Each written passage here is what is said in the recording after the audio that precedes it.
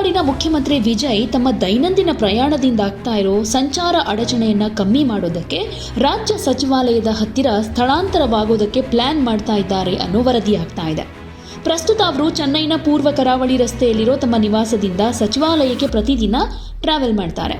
ಅವರ ಬೆಂಗಾವಲು ಪಡೆಗೆ ವಿಧಿಸಲಾಗಿರೋ ಸಂಚಾರ ನಿರ್ಬಂಧಗಳು ಪ್ರಯಾಣಿಕರಿಗೆ ವಿಶೇಷವಾಗಿ ಪೀಕ್ ಅವರ್ನಲ್ಲಿ ಒಂದಷ್ಟು ಪ್ರಾಬ್ಲಮ್ ಉಂಟು ಮಾಡ್ತಾ ಇವೆ. ಸೊ ವರದಿ ಪ್ರಕಾರ ವಿಜಯ್ ಅವರು ದಿವಂಗತ ಮುಖ್ಯಮಂತ್ರಿ ಜಯಲಲಿತಾ ಅವರ ಹಿಂದಿನ ನಿವಾಸವಾದ ಪೋಯಸ್ ಗಾರ್ಡನ್ನಲ್ಲಿರೋ ಐತಿಹಾಸಿಕ ವೇದ ನಿಲಯಂ ಆಸ್ತಿಗೆ ಸ್ಥಳಾಂತರವಾಗುವುದಕ್ಕೆ ಪ್ಲಾನ್ ಮಾಡ್ತಾ ಇದ್ದಾನಂತೆ. ಈ ಆಸ್ತಿ ಮೌಲ್ಯ ಸುಮಾರು 350 ಕೋಟಿ ಅಂತ ವರದಿಯಾಗಿದೆ. ಇಷ್ಟಾದರೂ ಪ್ರಸ್ತಾವಿತ ಖರೀದಿಗೆ ಸಂಬಂಧಪಟ್ಟ ಹಾಗೆ ಎರಡೂ ಕಡೆಯಿಂದ ಯಾವುದೇ ಅಧಿಕೃತ ದೃಢೀಕರಣ ಬಂದಿಲ್ಲ.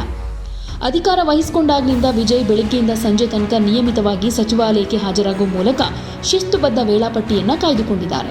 ಅವರ ಸರ್ಕಾರ ಶಾಲೆಗಳು, ಕಾಲೇಜುಗಳು, ಪೂಜಾ ಸ್ಥಳಗಳು ಹಾಗೆ ಬಸ್ ನಿಲ್ದಾಣಗಳ ಬಳಿ ಇರೋ ಮದ್ಯದಂಗಡಿಗಳನ್ನು ಮುಚ್ಚೋದು ಸೇರಿದ ಹಾಗೆ ಅನೇಕ ಆಡಳಿತಾತ್ಮಕ ಕ್ರಮಗಳನ್ನು ಘೋಷಣೆ ಮಾಡಲಾಗಿದೆ.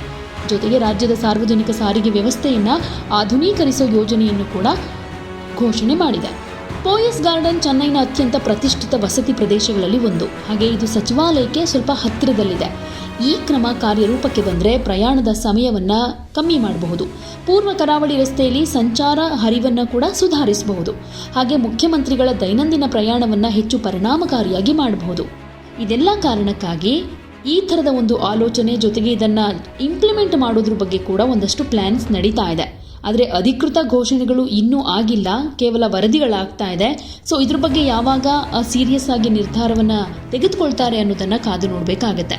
ಒಂದು ಕಾಲದಲ್ಲಿ ತಮಿಳುನಾಡು ರಾಜಕೀಯದಲ್ಲಿ ಶಕ್ತಿ ಕೇಂದ್ರದಂತಿತ್ತು ಪೋಯಸ್ ಗಾರ್ಡನ್ ನಿವಾಸ. ಸೊ ಇದನ್ನು CM ವಿಜಯ್ ಅವರು ಖರೀದಿಸೋ ಸಂಬಂಧ ಮಾತುಕತೆಯನ್ನು ನಡೆಸ್ತಾ ಇದ್ದಾರೆ ಅಂತ ಹೇಳಲಾಗ್ತಾ ಇದೆ. ಸದ್ಯಕ್ಕೆ ಈಗ ಆ ಬಂಗ್ಲೆ ವಾರಸುದಾರರಾಗಿರೋ ದೀಪಾ ಅವರ ಜೊತೆ ಮಾತುಕತೆ ನಡೀತಾ ಇದೆಯಂತೆ. ಸದ್ಯಕ್ಕಂತೂ 350 ಕೋಟಿ ರೂಪಾಯಿ ಖರೀದಿಸೋ ಸಂಬಂಧ ಆರಂಭಿಕ ಹಂತದಲ್ಲಿ ಮಾತುಕತೆ ಚಾಲ್ತಿಯಲ್ಲಿದೆ. ಸೊ ಯಾವಾಗ ಕಾರ್ಯರೂಪಕ್ಕೆ ಬರುತ್ತೆ ಕಾದು ನೋಡಬೇಕಾಗತ್ತೆ. ಹಾಗೆ ಇನ್ನೊಂದು ವಿಷಯ, ಈ ಪೋಯಸ್ ಗಾರ್ಡನ್ ಅನ್ನೋದು ರಾಜಕೀಯ ಶಕ್ತಿ ಕೇಂದ್ರದ ಜೊತೆಗೆ AIADMK ಕಾರ್ಯಕರ್ತರಿಗೆ ಒಂದು ರೀತಿ ಭಾವನಾತ್ಮಕ ಕೇಂದ್ರ ಆಗಿತ್ತು. ಈಗಲೂ AIADMKಯ ಮೂಲ ಕಾರ್ಯಕರ್ತರು ದೇವಸ್ಥಾನದ ರೀತಿಯಲ್ಲಿ ಅದನ್ನು ನೋಡ್ತಾರೆ. ಭಾವನಾತ್ಮಕತೆ ಜೊತೆಗೆ ರಾಜಕೀಯವಾಗಿಯೂ ಕೂಡ ಈ ಸ್ಥಳ ಹೆಚ್ಚು ಮಹತ್ವವನ್ನು ಪಡೆದುಕೊಂಡಿರೋದು. ಸೊ CM ವಿಜಯ್ ತಮ್ಮ ನಿವಾಸವನ್ನು ಇಲ್ಲಿಗೆ ಶಿಫ್ಟ್ ಮಾಡಿದರೆ ಅದು ತಮಿಳುನಾಡು ರಾಜಕೀಯದಲ್ಲಿ ಒಂದು ದೊಡ್ಡ ರಾಜಕೀಯ ಸಂದೇಶವನ್ನು ಕೂಡ ರವಾನೆ ಮಾಡುತ್ತೆ ಅನ್ನೋದು ವಿಶ್ಲೇಷಕರ ಅಭಿಪ್ರಾಯ ಆಗಿದೆ.